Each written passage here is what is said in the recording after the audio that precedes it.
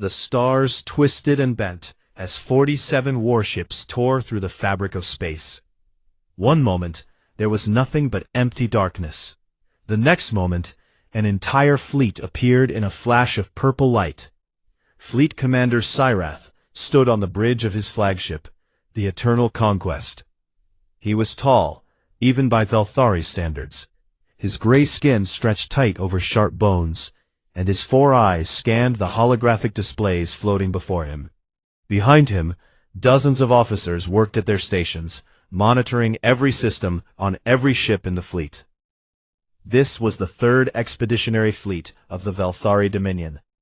They had traveled across the galaxy for one simple purpose: expansion. The Dominion always needed more worlds, more resources, more species to serve them. Sirath had done this 12 times before. He had conquered 12 star systems and added them to the Dominion's territory. This system would be number 13. His voice was calm and bored. He expected nothing unusual. "We have arrived at the target system," his navigation officer replied. "Yellow star, 8 planets, standard configuration. Long-range surveys indicated no intelligent life." Sirath nodded. The surveys had been conducted over 100 years ago. That was normal. The galaxy was vast, and the Dominion could not update their maps constantly. Most systems remained unchanged for millions of years. What could possibly be different about this one? "Begin standard scans," Sirath ordered. "Identify any useful resources.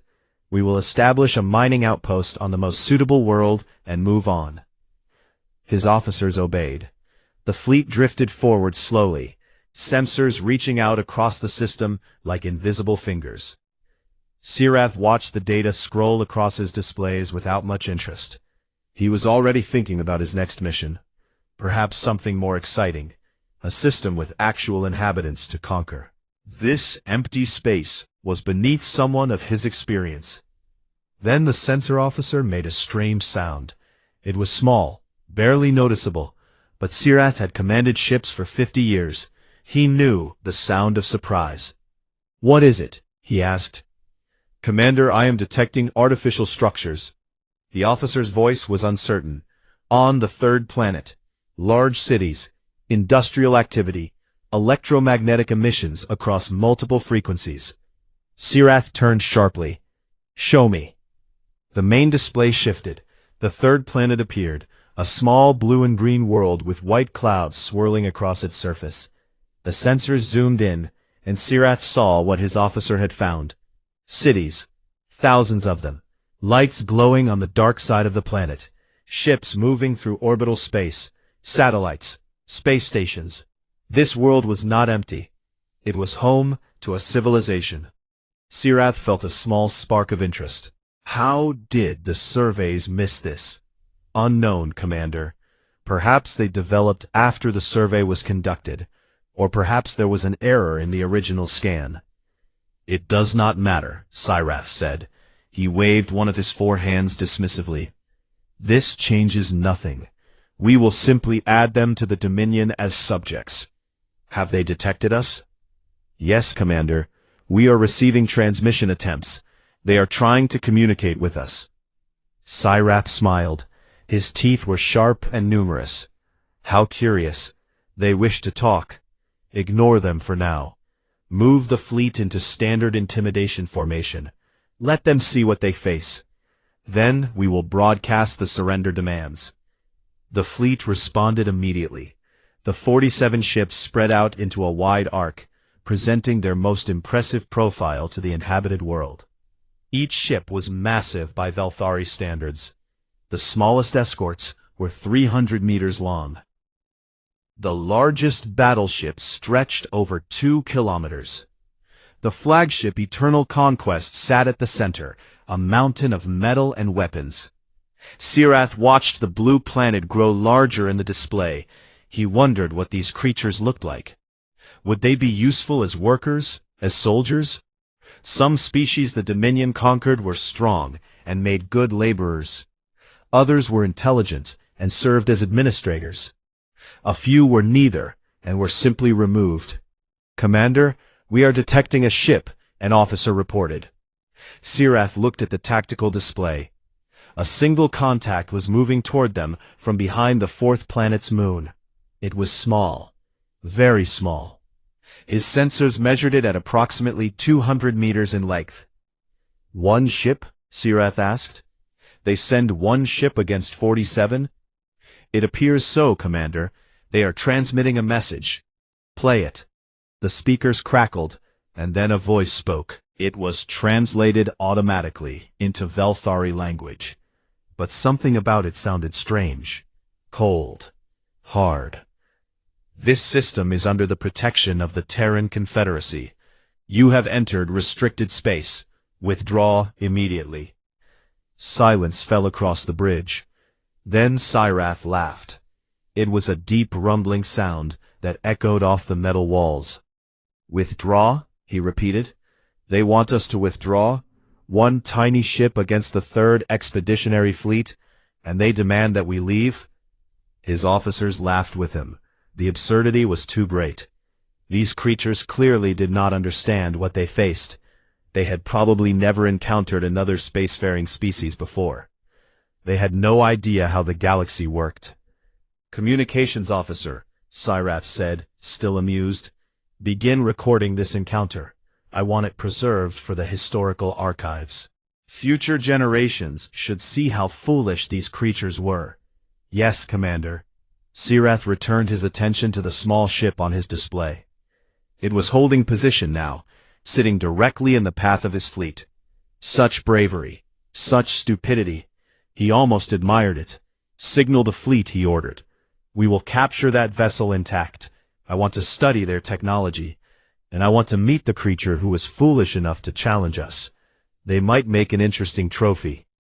The Velthari fleet began to move again, 47 ships against 1. The outcome was so obvious that it barely qualified as a battle. Sirath settled into his command chair and prepared to watch the quick and easy capture of humanity's first and last defender. He did not know that he was about to witness something very different. He did not know that in the next few minutes, everything the Velthari understood about warfare would be proven wrong. He did not know that the small ship ahead of him was not a single vessel hoping to survive. It was a warning, and the warning had been ignored. Commander Elena Vasquez stood perfectly still on the bridge of the TCS Adamantine. Her hands rested on the rail in front of her command station. Her eyes never left the tactical display. 47 red icons were spreading across the screen like a disease. She was 42 years old. She had served in the Terran Confederacy Navy for 20 years. She had trained for this moment her entire career. Every officer in the fleet had. They ran simulations every week, practicing against impossible odds, fighting enemies that outnumbered them 10 to 1, 20 to 1, 100 to 1. The instructors always said the same thing. "When we meet something out there, we will be alone. We will be outnumbered, and we will have to survive long enough for help to arrive." Now that moment was here, and Elena felt strangely calm. "Status report," she said. Her executive officer, Lieutenant Commander David Chen, looked up from his console. His face was pale, but his voice was steady. "All systems operational. Weapons charged. Shields at maximum. The emergency beacon is transmitting. Nearest reinforcements are—" He paused and swallowed. 11 hours out. 11 hours. Elena did the math in her head. 83 crew members. 47 enemy ships. 11 hours until help arrived. "Understood," she said. Nothing in her voice revealed her thoughts. On the main display, the alien fleet had finished forming its pattern. They were spreading out into a wide net, surrounding the adamantine from multiple angles. Elena recognized the formation immediately. They had studied theoretical alien tactics for decades. This was a capture pattern. They wanted to disable her ship, not destroy it. They wanted to take it intact. They wanted to study it. The thought should have been frightening. Instead, Elena felt something cold settle in her chest. Not fear. Something else. Something harder. They want to capture us, she said quietly. They think we are weak. Commander? Chen asked. Elena did not answer immediately. She was looking past the tactical display now, through the reinforced windows of the bridge. In the far distance, barely visible against the blackness of space, she could see a tiny blue dot. Earth. Home. 9 billion people lived there. Her daughter lived there. Maria was 6 years old. She was probably asleep right now, curled up in her bed with her stuffed elephant. She dreamed about stars and spaceships. She wanted to be like her mother when she grew up. Maria had no idea that 47 alien warships had just arrived in her solar system. She had no idea that everything she knew and loved was in danger. She was just a little girl, sleeping peacefully, trusting that the universe was safe. Elena would die before she let anything change that. Open a channel to the fleet, she said. Shipwide. The communications officer nodded. Channel open, Commander. Elena's voice carried to every corner of the adamantine. The engine room, where the technicians monitored the massive fusion reactors.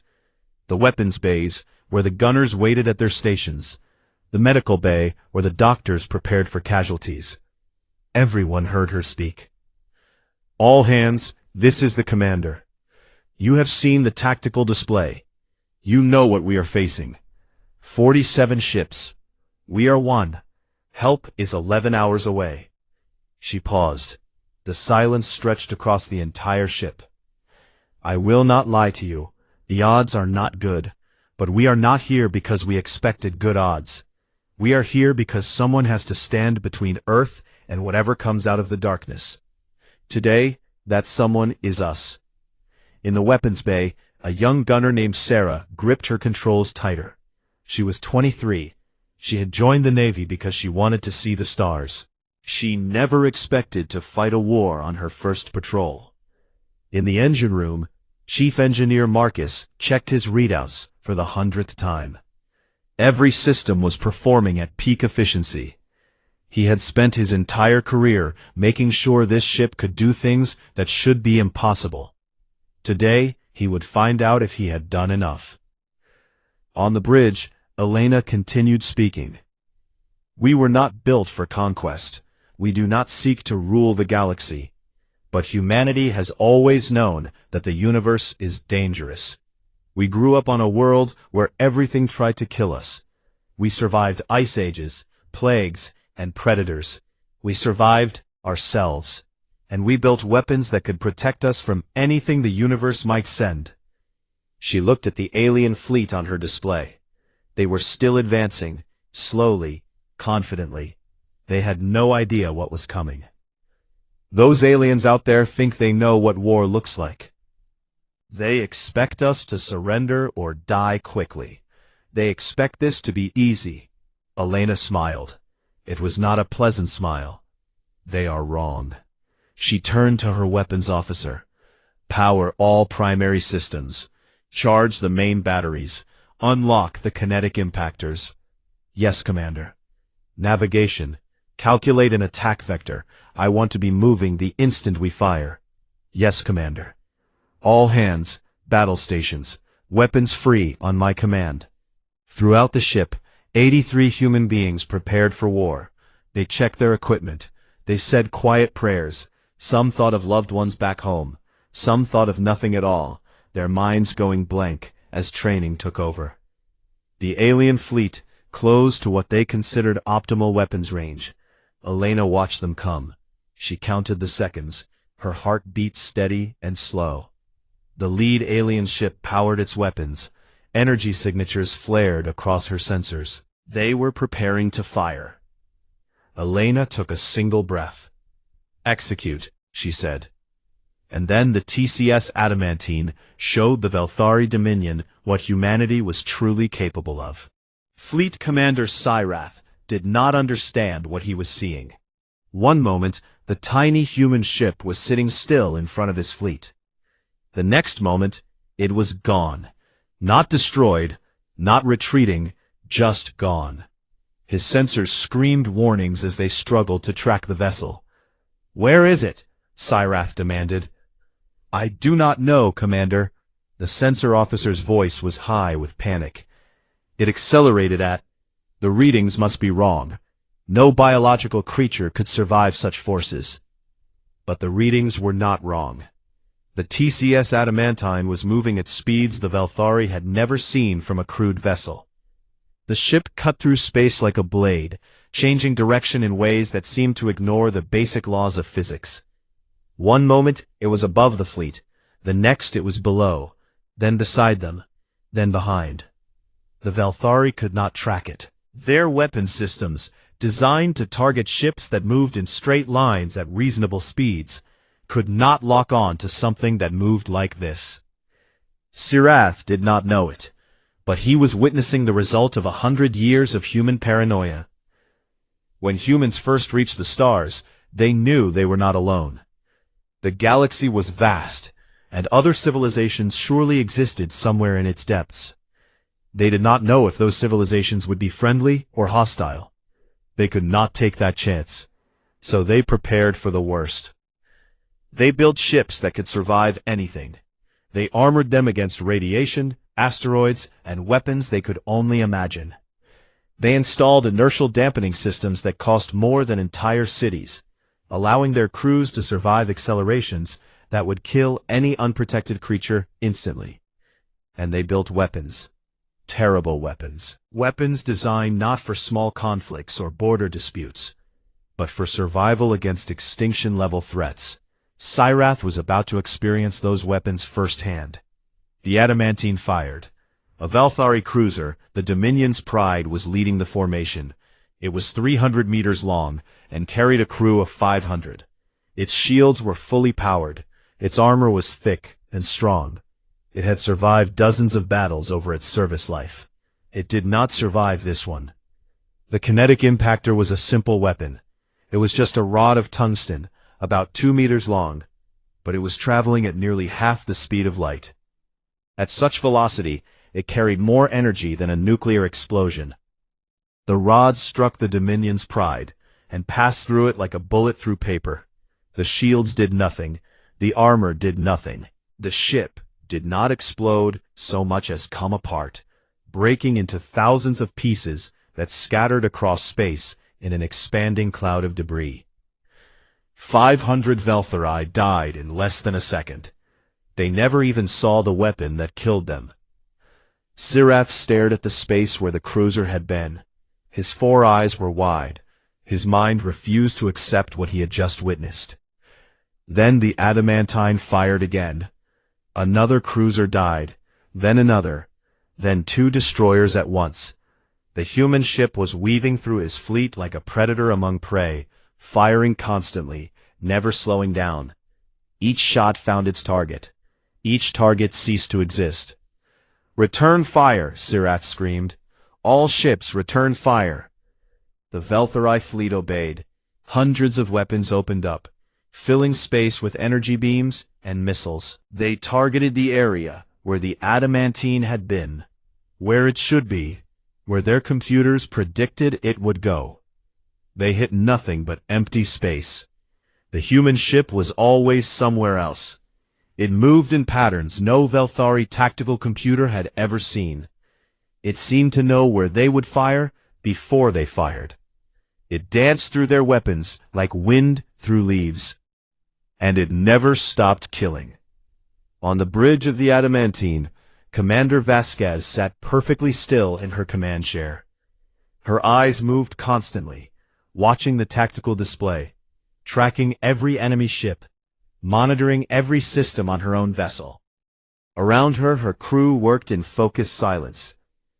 "Target the battleship at coordinates 774, she said. Her voice was calm. 3 rounds. "Firing," the weapons officer replied. 3 tungsten rods screamed across space. The Velthari battleship Eternal Wrath tried to evade. It was too slow. The first round tore through its engine section. The second destroyed its reactor. The third was unnecessary, but it hit anyway, breaking the dying ship in half. "Target eliminated," the weapons officer reported, moving to next target. 6 ships had died in 30 seconds. The Velthari fleet was in chaos. Commanders screamed orders at each other. Ships crashed into debris from their destroyed allies. Weapons fired wildly in all directions, sometimes hitting their own vessels. Sirath watched his fleet fall apart around him, and he finally understood. These humans had not built their warship to fight other civilizations. They had built it to fight monsters. They had imagined the worst creatures the universe could produce, beings of impossible speed and devastating power, and they had prepared accordingly. The Velthari were not monsters. They were just another species, confident in their strength, secure in their history of easy conquests.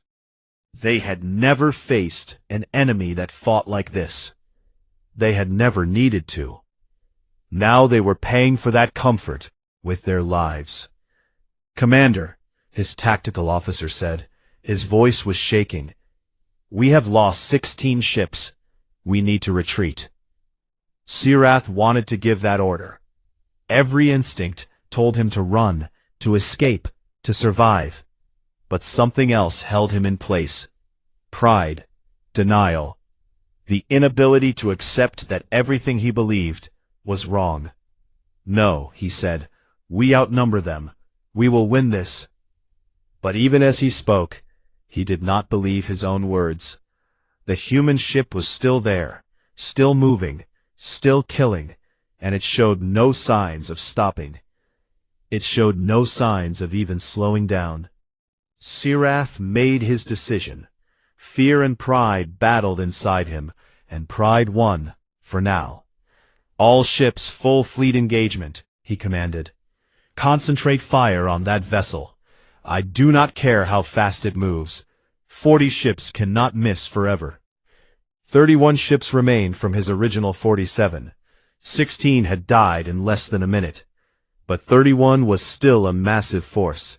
31 ships firing together would fill space with so much destructive energy that nothing could survive, not even this impossible human vessel. The Velthari fleet tightened its formation. Ships moved closer together, coordinating their targeting systems, preparing to unleash everything they had. Energy weapons charged to maximum power. Missile tubes loaded their deadliest warheads. Shield generators hummed at dangerous levels. "Fire," Sirath ordered. Space itself seemed to burn. Missiles streaked toward their target in great swarms. The firepower on display could have destroyed a small moon. It filled the entire sector with light and heat and death. The adamantine flew through it all. Commander Vasquez watched her shield indicators carefully as the enemy weapons struck. The ship shook. Warning lights flickered. Damage reports scrolled across her console. But the shields held. The armor held. The adamantine kept moving, kept fighting, kept surviving. Human ships were not built like Velthari ships. The Velthari built vessels for conquest, weapons designed to intimidate and subdue weaker species. Their shields were meant to block return fire from primitive civilizations. Their armor was strong enough to survive minor accidents. Human ships were built for the void itself. Humanity had grown up on a dangerous world. They had evolved surrounded by predators, diseases, and natural disasters. When they reached space, they found that the universe was even more hostile than their homeworld. Solar radiation could kill an unprotected human in minutes. Micrometeorites could punch through weak hulls at any moment. Deep space was cold, dark, and utterly merciless. So humans built ships that could survive anything. Their hulls were layered with materials that could withstand direct hits from asteroids. Their shields were designed to block radiation that would cook other species alive. Their systems were redundant, backup layered upon backup, ensuring that the ship would keep functioning even with massive damage. The Velthari weapons were designed to fight other Velthari. They were not designed for this. Shields at 67%, the tactical officer reported. Minor damage to external sensors. All primary systems functional. Vasquez nodded. Deploy the drones. Along the adamantine's hull, panels slid open. Small objects launched into space. Dozens of them. Then hundreds. They were autonomous drones, each one no larger than a human being. They looked like nothing. Small, harmless, insignificant. They were anything but. Each drone carried a single warhead. These warheads were originally designed for asteroid mining. They could crack rocks the size of mountains, breaking them apart for easier extraction of valuable minerals. Humanity had found another use for them. The drones scattered through the Valthari formation like seeds thrown into wind. They were too small for the alien sensors to track properly. They were too numerous to destroy. And they were programmed for one simple task: find an enemy ship and attach to its hull, then explode. The first drone reached a Valthari destroyer. It attached itself near the engine section and detonated. The explosion was not large by space battle standards, but it was perfectly placed. It tore through the destroyer's armor and reached the fuel cells beneath. The ship erupted in a fireball that destroyed 2 more vessels nearby. More drones found their targets. Explosions blossomed across the Valthari fleet like flowers of fire. Ships that had survived the adamantine's main weapons were now dying to these tiny attackers. The Valthari had no defense against them. Their point defense systems could not target objects so small. Their shields could not stop physical contact. Cyrath watched in horror as his fleet was torn apart from within. "Focus on the main ship," he screamed. "Ignore the small ones. Destroy the main ship." But the main ship would not die. The adamantine continued its deadly dance through the battle. It moved constantly, never staying in one place long enough for the Valthari to coordinate their fire. Tungsten rods punched through ship after ship, ending hundreds of lives with each impact. Commander Vasquez had trained for this moment since she was 18 years old. Every simulation, every exercise, every long night of study had prepared her for exactly this situation. She knew her ship better than she knew her own body. She knew its capabilities, its limits, its strengths, and she knew exactly how to use it. "Target the command ship," she said. Her voice was still calm, still controlled. "Let them see us coming." The adamantine turned toward the Eternal Conquest. It accelerated, closing the distance with terrifying speed. Cyrath saw it coming. He saw his death approaching. "Evasive maneuvers," he commanded. "Get us out of here." The flagship tried to turn. It was too slow, far too slow. But the adamantine did not fire. It passed within meters of the Valthari command ship, close enough that Cyrath could see its hull through his bridge windows. He could see the scorch marks where Valthari weapons had struck. He could see the open weapons ports, the launching drones, the cold efficiency of human engineering. Then the adamantine was gone, already moving to its next target. It had let him live. Vasquez had let him live on purpose. She wanted him to watch. She wanted him to see everything. She wanted him to understand what was happening and why. And Cyrath did understand. Finally, completely, he understood. The humans were not fighting to win. They were fighting to send a message. And that message was clear. This is what happens when you threaten our home. The battle lasted 4 minutes and 17 seconds. When it was over, 44 Valthari warships had been destroyed. Their debris spread across thousands of kilometers of space, slowly drifting in the cold darkness. Thousands of Valthari had died. The greatest military force the Dominion had ever sent beyond its borders had been erased.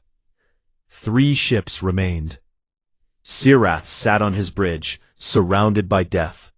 His tactical officer lay slumped over his console, killed by an explosion that had torn through the deck. His navigation officer was groaning in pain, a metal fragment buried in his shoulder. The main display flickered and sparked, showing only static. The Eternal Conquest was dying. Its engines were offline. Its weapons were destroyed. Its shields had failed completely. The ship drifted without power, slowly spinning in the wreckage of the fleet it had once commanded. Beside it, 2 escort ships were in similar condition. They had survived only because the adamantine had stopped shooting. They had been spared, not because they had fought well, but because the humans wanted them alive. Sirath knew why. He understood now. The humans needed witnesses. The communication system crackled to life. Someone had repaired it, or perhaps it had never been fully broken. A voice came through the speakers, the same voice that had warned them to withdraw, a voice that now seemed to carry the weight of mountains. Velthari vessels, this is Commander Elena Vasquez of the Terran Confederacy Navy. This engagement has been recorded. You will be permitted to withdraw and return to your territory. Sirath reached for his communicator. His hands were shaking. He had never shaken before in his entire life. He had faced death many times, but never like this. Never so completely outmatched. Never so utterly helpless. You will deliver a message to your government, the human continued. Sirath activated his transmitter. His voice came out as a whisper. What message? There was a pause. Sirath imagined the human commander on her bridge, surrounded by her crew, looking out at the destruction she had caused. He wondered what she was thinking. He wondered if she felt pride, satisfaction, or regret. He could not imagine what it was like to be so powerful. When she spoke again, her voice was different. Still calm, still controlled, but with something else beneath it. Something that sounded almost like sadness. The message is this, she said. We are not conquerors. We do not seek war. We do not want to rule the galaxy or destroy other civilizations. We would have welcomed you as friends. We would have traded with you, learned from you, shared our knowledge with you. He could not look away from the debris field outside his window. So many ships, so many lives, gone in minutes. But we have spent our entire existence preparing for the day something came to take our home from us. Before we even reached the stars, we imagined every nightmare the universe might send. We built weapons to fight gods and monsters. We trained ourselves to face enemies that outnumbered us, outmassed us, surrounded us completely. The human paused again. When she continued, her voice was harder. And you are neither. You are not gods, you are not monsters. You are simply another civilization that believed it could take what it wanted without consequence. You believe that your numbers made you strong. You believe that we would surrender or die easily. Sirath remembered his own words from just minutes ago. He had ordered the encounter recorded for the historical archives. He had laughed at the single human ship challenging his fleet. The memory burned like acid. You were wrong, Vasquez said, and now you will return home and tell your Dominion what happened here. Tell them that this system is protected. Tell them that humanity does not seek conflict, but we will not be conquered. Tell them that the next fleet they send will meet the same fate as yours. The transmission cut off. Silence filled the bridge. Sirath sat motionless for a long time. He stared at the stars outside his window, the same stars he had traveled across so confidently just hours ago. Everything had changed. Everything he believed about the galaxy, about power, about his people's place in the universe, all of it was broken. Finally, he gave an order. His voice was empty, defeated. Navigation set a course for home, best possible speed. The damaged ship began to turn. Slowly, painfully, they limped toward the edge of the system, leaving behind the graveyard of their fleet. Behind them, the TCS Adamantine held its position. It was scarred and damaged, but still functional, still ready to fight. It would remain on patrol until reinforcements arrived in 11 hours. It would guard the small blue planet that hung in the distant darkness. On the bridge, Commander Vasquez finally allowed herself to sit down. The tension drained from her shoulders. Her hands, which had been steady throughout the battle, began to tremble slightly. Around her, her crew was silent. They were processing what they had just done, what they had just survived. 83 people had held off an alien invasion. 83 people had destroyed 44 warships and saved their entire world. History would remember this day forever. Vasquez looked out the window at Earth. That tiny blue dot, so far away, so fragile, so full of life. 9 billion people were down there, living their lives, completely unaware of what had almost happened. She thought of Maria. Her daughter would wake up in a few hours, eat breakfast, go to school. She would laugh and play and dream about the stars. She would never know how close she came to losing everything. Vasquez smiled. It was a tired smile, but genuine. "All hands," she said over the ship-wide channel. "Stand down from battle stations. We won. We did our job. Earth is safe." In the distance, the 3 surviving Velfari ships disappeared into hyperspace, carrying their message back to the Dominion. It was a message that would change galactic politics forever. It was a message that would make civilizations across the stars think twice before challenging the small, young species from the unremarkable yellow star system.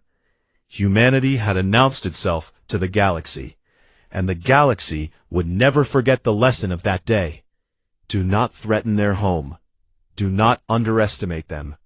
Do not mistake their desire for peace as weakness, because when humanity fights, they do not fight to conquer. They fight to survive.